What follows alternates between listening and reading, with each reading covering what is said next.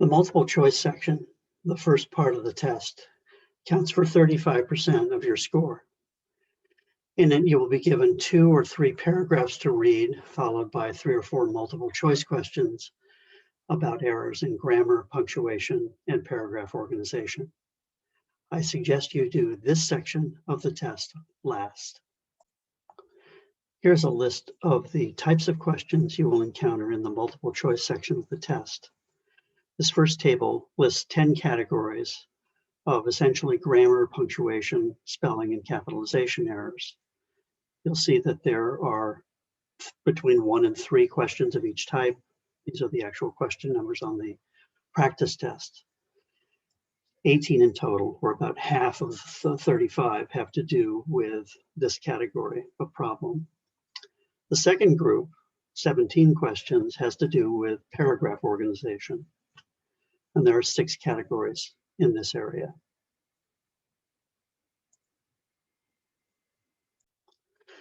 Let's begin with questions related to paragraph organization. These questions test your ability to recognize writing that is disorganized, off topic, or poorly phrased. You want to have a basic knowledge of how paragraphs are structured. Understanding that paragraphs should have a topic sentence followed by logically connected sentences, and often concluded by foreshadowing transition sentences, is the key here.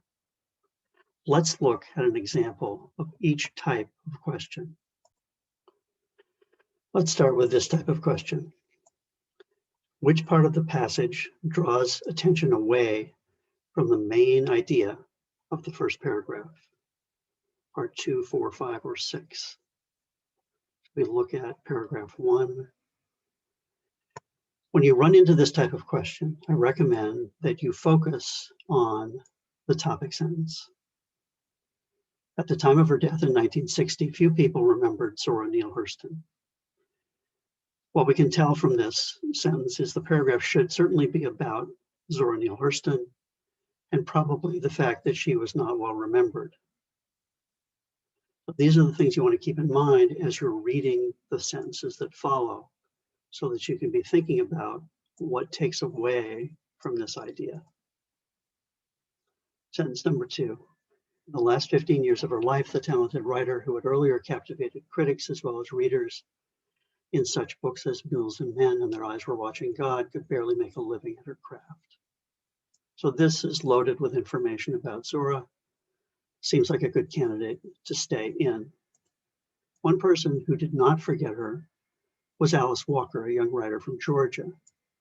So while this is about someone else, the writer is saying that this person actually did not forget Zora. So from that standpoint, it's a good sentence to keep in. Walker first pursued her own literary ambitions at Sarah Lawrence College in New York, where she completed her undergraduate work. Notice in this sentence, while it's about Walker, it's not about Zora at all. It's only about where Walker went to school and got her training. So this would be a good candidate for something that's taking attention away from the main idea. Certainly the best option so far. Soon after the publication of her first book of poetry in 1968, Walker began urging authors, critics, and publishers to reconsider Hurston's work. So this again is returning to Hurston. So on topic, much better than 4. 6, she also found the unmarked grave in which Hurston had been buried and paid to have a marker placed over it. Again, returning to Hurston. So sentence 4 is clearly the sentence that has least to do with the main topic.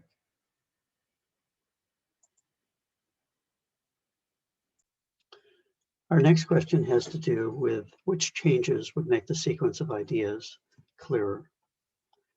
And it reads like this: which of the following changes would make the sequence of ideas in the second paragraph clearer? And then it has 4 options for rearranging the sentences. Note that there's no cases here where the test asks you to delete something, but there are cases I've seen where delete instead of reverse or replace is left on this as one an option. And ordinarily that would not be a good answer, okay, because they're talking about rearranging things, not about deleting stuff. So for this type of question, I recommend again that you return to the topic sentence and evaluate it carefully for some sense of how the paragraph should be organized.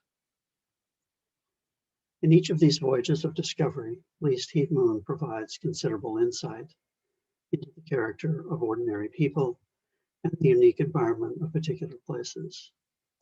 Notice the sentence is announcing that the writer talks about the character of people and the environment of places, two things. So as a reader, you're expecting to hear about each of these things in that order. So let's see what happens. He has a gift for engaging many different kinds of people in conversation and interacting with people from all walks of life. So we are immediately hearing about people as advertised. He's equally adept at laying out the geological and biological underpinnings of a region. Now we've shifted over to places, people, and then places. Using a few chance remarks heard in a roadside restaurant, he's able to capture the essence of a way of life. Now we've shifted back to people. Sentence 10 would fit better if it followed sentence 8, which is about people.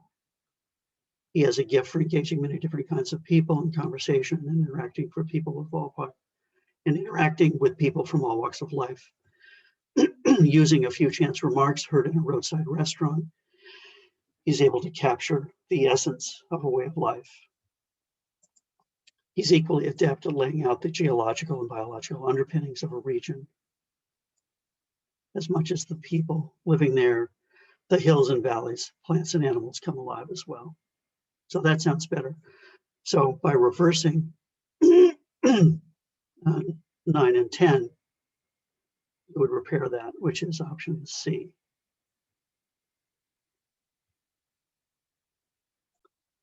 The third type of question involves what would be the most effective topic sentence. Here's an example. Which sentence, if added as part 5, would be the most effective topic sentence of the third paragraph? So here we have it. So now, for a tactic for this, what you want to do in coming up with a good topic sentence is to actually read the paragraph and ask yourself, what generally is the writer talking about? And that should yield a good topic sentence. Another thing you can do is look at the sentence leading up to that paragraph in hopes that it will be a transition and give you a hint as to what the next paragraph is about. Here it says, indeed, papermaking is a craft that has changed very little in the last 2,000 years and remains a process that almost anyone can perform. So it's hinting at papermaking and the process of making paper. And as we read this paragraph, we start to see that, in fact, that's what they're talking about. First, you need to decide on the material you want to use.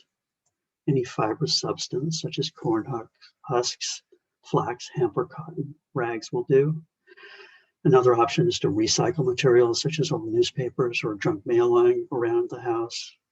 The second step is to cut the material. You get the idea. It's a recipe. So as we look down at our choices,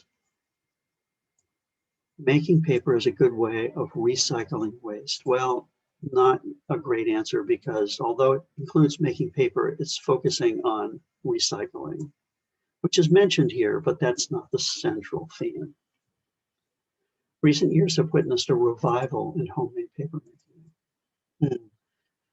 Talking about papermaking, but revival would infer that it used to be popular and then it went out of favor and now it's back again. The writer doesn't really get into that. See, making paper requires only a few simple steps. Exactly. There it is. And it goes through those simple steps. C is the best choice so far. Finally, sheets of paper can be turned into works of art with a little creativity. No, Not at all. So C would be the best choice. Let's now look at the question, which sentence provides the best transition from one paragraph to another? Here it is, number 15. Which sentence, if added as part 7, provides the best transition from the first paragraph to the second paragraph? Now, I mentioned earlier that transition sentences normally occur at the end of a paragraph, right? Because they're summing up what was in that paragraph and they're announcing what's about to come. Let's look at where this one is. Notice that it's in the topic sentence position, sentence 7. It's not down here at the end of the preceding paragraph, which is a strange thing for them to do on this test. But the other example that's in this test does exactly the same thing. So if you're lucky enough for that to occur, all you need to do is what we just did and read the paragraph to find out what the topic is, and then choose that as the best sentence. If it's down here, the missing sentence, then you would need to evaluate this paragraph, the first paragraph, to know what would be summing it up and what was about to come in order to know what the transition sentence ought to include.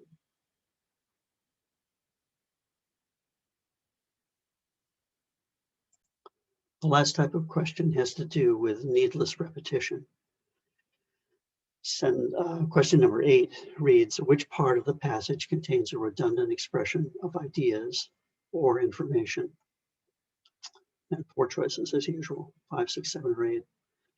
What you want to do here is to look at each of the individual sentences and ask yourself whether or not the writer is repeating anything within that single sentence. Rarely will you have to look at the sentences leading up to that in order to find out if there's repetition from a previous sentence. In this instance, when we look at sentence 8, it reads, he has a gift for engaging many different kinds of people in conversation and interacting with people from all walks of life. So we see the repetition in people from all walks of life and many different kinds of people. That's repetition. Only need to say one of those, but saying both is being repetitive. So part 7 would be the correct answer.